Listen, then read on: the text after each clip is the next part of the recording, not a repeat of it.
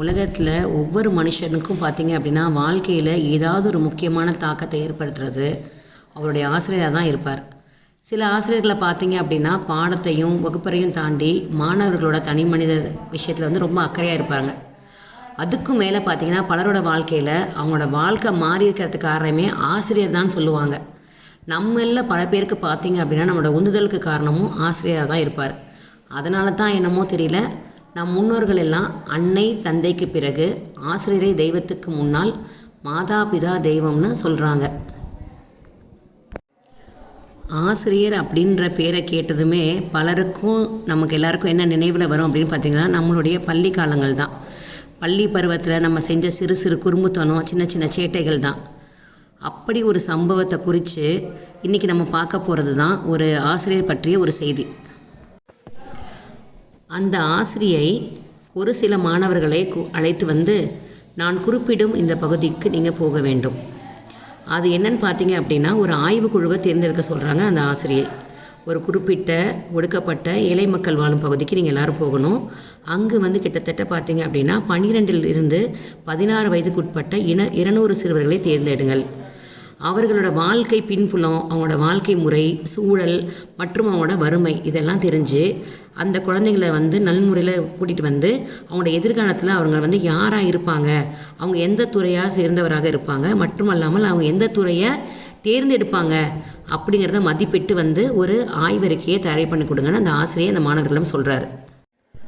அந்த ஆசிரியரின் கட்டளைப்படி மாணவர்களும் எல்லாரும் சேர்ந்து ஒற்றுமையாக ஏழை மக்கள் வசிக்கும் இடத்துக்கு போனாங்க. அங்கே போய் பார்த்திங்க அப்படின்னா அவங்களுக்கு சொன்ன மாதிரியே அந்த குழந்தைங்கள்லாம் பார்த்திங்க அப்படின்னா வறுமை கோட்டுக்கு கீழே தான் இருக்காங்க. அந்த குழந்தைங்களோட விசாரிக்கும் போது அவர்களோட பொருளாதாரம், வாழ்க்கை முறை, அவர்களோட சூழ்நிலை எல்லாத்தையும் கொஞ்சம் கொஞ்சமாக சேகரிக்கிறாங்க. சேகரிச்சுட்டு என்ன பண்ணுறாங்க அப்படின்னு பார்த்திங்கன்னா பல்கலைக்கழகத்தில் ஆய்வறிக்கையாக சமர்ப்பிக்கிறாங்க.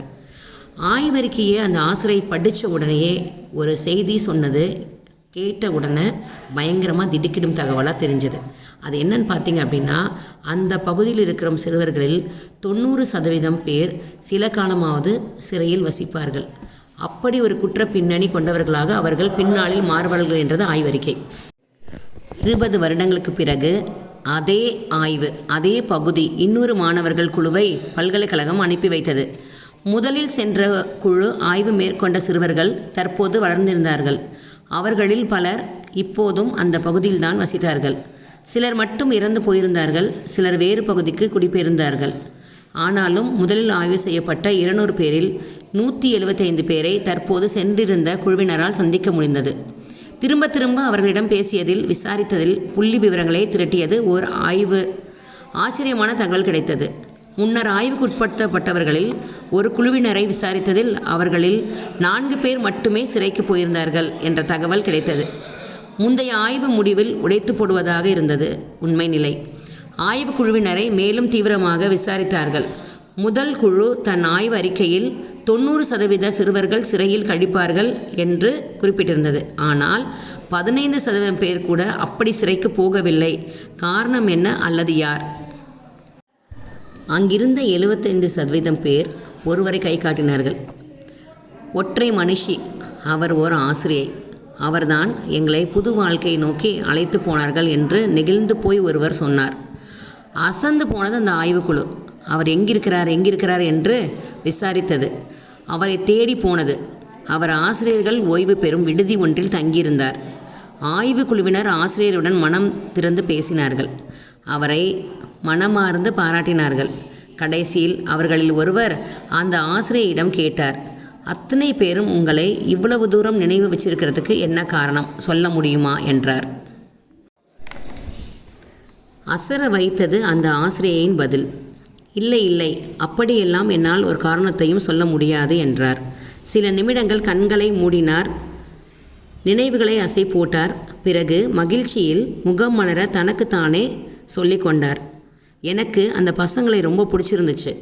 அந்த பசங்களோட பிரச்சனையை நான் என்னன்னு விசாரித்தேன். அதற்கான தீர்வையும் சொன்னேன். சில நேரங்களில் அந்த மாணவர்களாக நானும் அவர்களைப் போல மாறினேன்.